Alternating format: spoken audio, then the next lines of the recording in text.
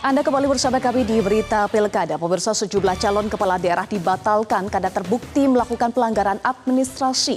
Calon kepala daerah yang dibatalkan yakni calon gubernur Papua Barat Daya, pasangan calon bupati wakil bupati Fakfak Papua Barat, dan calon wali kota wakil wali kota Banjarbaru Kalimantan Selatan.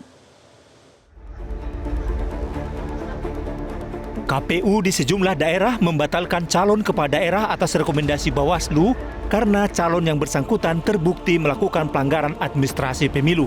Setidaknya ada 3 kasus pembatalan calon kepala daerah. Pertama, calon gubernur Papua Barat Daya Abdul Faris Umlati yang dibatalkan KPU Provinsi Papua Barat Daya atas rekomendasi Bawaslu dalam kasus mutasi jabatan kepala distrik dan kepala kampung. KPU, kami tegaskan bahwa KPU tidak bermaksud atau ini bukan keinginan KPU mengeluarkan putusan itu, tetapi ini adalah perintah undang-undang dalam hal kewajiban memberikan menindaklanjuti rekomendasi. Kedua, pembatalan pasangan calon bupati dan wakil bupati Fakfak Untung Tamsil Yohana Dina Hindom. KPU Kabupaten Fakfak membatalkan paslon ini atas rekomendasi Bawaslu Kabupaten Fakfak karena yang bersangkutan sebagai petahana terbukti menyalahgunakan kewenangannya. Ketiga, pembatalan pasangan calon wali kota, wakil wali kota Banjarbaru, Aditya Mufti Arifin, Said Abdullah. Pasangan ini dibatalkan karena terbukti menyalahgunakan kewenangan sebagai petahana. Calon kepala daerah petahana dilarang melakukan mutasi jabatan dan menggunakan anggaran dan program pemerintah untuk kepentingan pemenangan pemilihan. Jika terbukti melanggar ketentuan yang diatur pasal 71 Undang-Undang Pilkada, maka yang bersangkutan dikenai sanksi pembatalan. Tim Liputan Metro TV.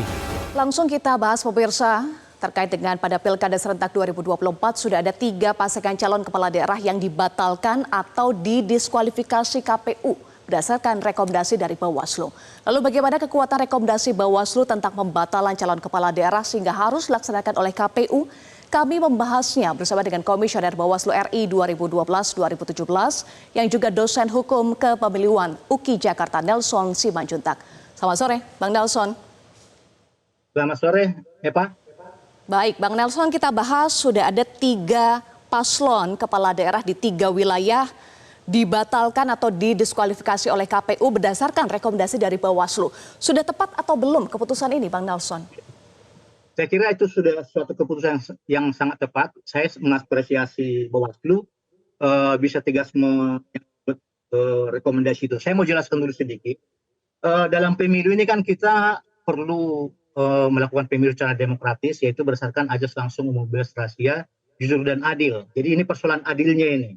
Kenapa perlu ada ajas adil? Karena dalam setiap pemilihan atau pemilu akan ada selalu kekuasaan-kekuasaan yang berpotensi menyalahgunakan kekuasaannya untuk mendukung salah satu pasangan calon tertentu atau untuk berpihak kepada calon tertentu. Nah, oleh karena itu undang-undang mengatur supaya potensi itu tidak terjadi. Nah, itu yang diatur di pasal 71. Jadi pasal 71 Undang-Undang Pemilihan Kepala Daerah itu tujuannya adalah supaya kekuasaan, makanya disebut pejabat negara, pejabat daerah, aparatus sipil negara, termasuk gubernur, wakil gubernur yang menjadi petahana, itu dilarang untuk melakukan keberpihakan kepada pasangan calon tertentu.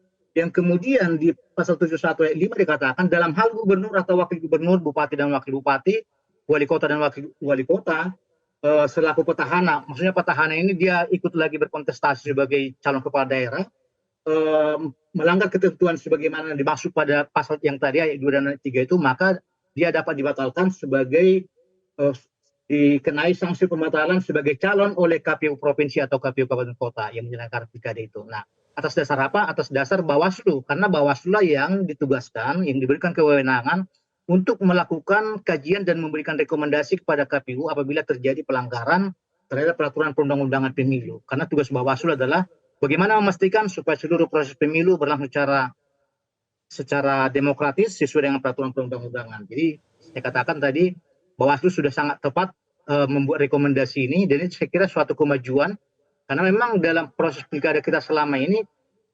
penyalahgunaan kekuasaan terhadap pilkada itu untuk kepentingan calon tertentu itu seringkali terjadi. Baik. Gitu.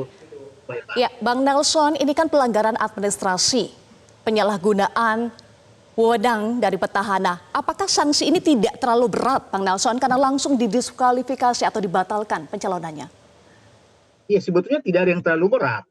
Tidak ada yang terlalu berat. Karena kalau itu dibiarkan justru ini akan melanggar atau akan membuat pilkada tidak demokratis atau pilkada tidak memiliki integritas. Dalam pengertian bahwa kalau itu dibiarkan maka hasil pilkada itu sendiri menjadi tidak legitimate.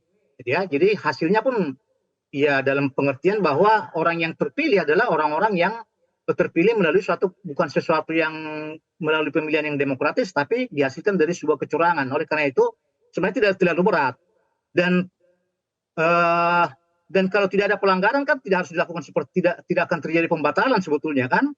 Jadi tidak ada langsung mengatakan bahwa itu terlalu berat.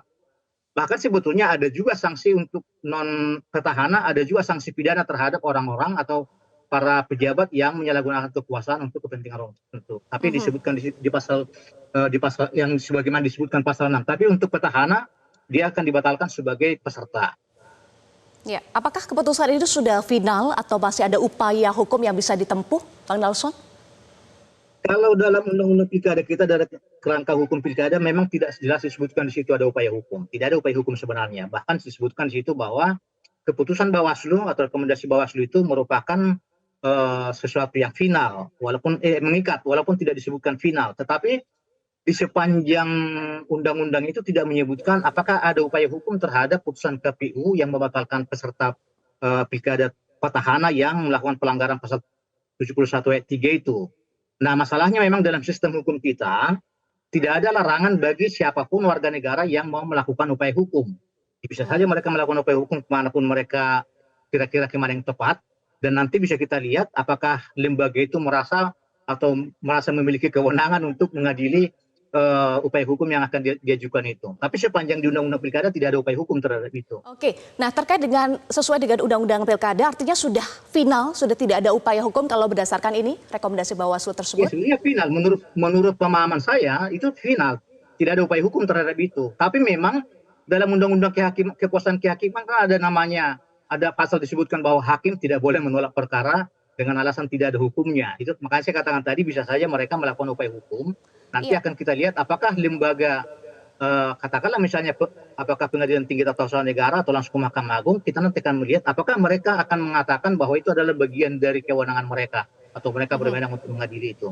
Jadi saya katakan bahwa bisa saja mereka melakukan upaya hukum walaupun di Undang-Undang Pilkada tidak menyatakan ada upaya hukum itu dan tidak menunjuk lembaga tertentu atau lembaga peradilan yang upaya hukum, mempunyai Bang Nelson. Sudah ada upaya hukum yang sedang dilakukan. Bagaimana kemudian KPU dan Bawaslu menghadapi upaya hukum yang sedang dilakukan oleh paslon yang sudah dibatalkan tersebut oleh KPU berdasarkan rekomendasi dari Bawaslu? Kemana upaya hukumnya ya? Jadi sudah ada yang mengajukan gugatan ke pengadilan, Bang Nelson? Jadi itu tadi saya katakan bahwa harapan saya sebetulnya pengadilan harus melihat ini secara jernih sesuai dengan kondisi kita saat ini. Secara sosiologis negara kita tidak berlangsung secara demokratis. Penyalahgunaan kekuasaan terlalu banyak yang terjadi. Belum lagi nanti mungkin kita akan menghadapi masalah politik uang. Nah, oleh karena itu saya sangat berharap pengadilan mulai punya komitmen bagaimana mengawal pilkada ini sebagai aparat yang penegak hukum, bagaimana tidak sekedar normatif untuk melihat persoalan-persoalan hukum pilkada, tapi kita harus melihat ini sebagai sesuatu yang harus mencapai keadilan. Jadi tidak hanya sekedar melihat soal kepastian hukumnya, tapi harus dilihat sebagai suatu kemanfaatan dan juga soal keadilannya. Karena itulah yang merupakan tujuan hukum. Ya, kalau berdasarkan Undang-Undang Pilkada artinya sudah final ya, Bang Nelson. Berarti bagaimana kemudian dampaknya? Terutama yang terakhir adalah Pilbub Fakfak. Artinya akan memunculkan calon tunggal ya? Kalau ini dipatuhi dan juga sudah disebut final. Nah, ini jadi persoalan baru ya, tetapi kan undang-undang sudah menyediakan kerangka hukum untuk itu. Artinya kalau menjadi calon tunggal karena tidak mungkin lagi membuka pencalonan baru karena akan terbentur pada soal keserentakan pilkada ya, tanggalnya kan sudah ditetapkan. Nah, saya kira tetap menjadi calon tunggal saja karena kan kerangka hukum pemilu kita membuka calon tunggal. Jadi calon tunggal dengan dengan kotak kosong. Baik. Mungkin itu salah satu cara yang bisa dilakukan. Ya. Ya, ini kan tinggal hitungan hari, 9 hari lagi jelang pemungutan suara, tetapi KPU tetap melaksanakan rekomendasi dari Bawaslu. Apa kemudian catatan Anda, terutama bagi petahana, untuk bisa lebih berhati-hati dalam berkampanye tidak menggunakan kewenangannya, memanfaatkan kewenangannya? Nah, iya saya kira harapan saya kepada siapapun yang menjadi calon kepala daerah, apakah itu petahana atau bukan petahana, marilah berkontestasi secara baik ya, secara jujur, secara adil. Menjadi kepala daerah itu kan tidak sekedar mencari kekuasaan. Kekuasaan itu penting supaya kita bisa melakukan sesuatu yang baik untuk rakyat. Tapi kalau kekuasaan itu hanya untuk diri kita sendiri, untuk apa harus menjadi calon kepala daerah? Maksud saya adalah patuhilah semua rambu-rambu. Sebenarnya kan sangat simpel dalam berpikir ini, terutama dari para petahana. Jujur itu kan siapa sih yang tidak paham arti jujur? Ya jujurlah, tidak menggunakan kecurangan dalam meraih kemenangan itu. Ya pintar-pintarlah untuk meraih hati rakyat, tetapi tidak dengan memberikan money politika. Itu juga pelanggaran undang-undang kan. Gitu, Baik, jadi harus berhati-hati, patuhi rambu-rambu yang sudah ditetapkan ya. Bang Nelson, terima kasih. Komisioner Bawaslu RI periode 2012-2017, Nelson Simanjuntak, sudah bergabung bersama kami di Berita Pilkada. Terima kasih, Bang Nelson. Jelajahi cara baru mendapatkan informasi. Download Metro TV Extend sekarang.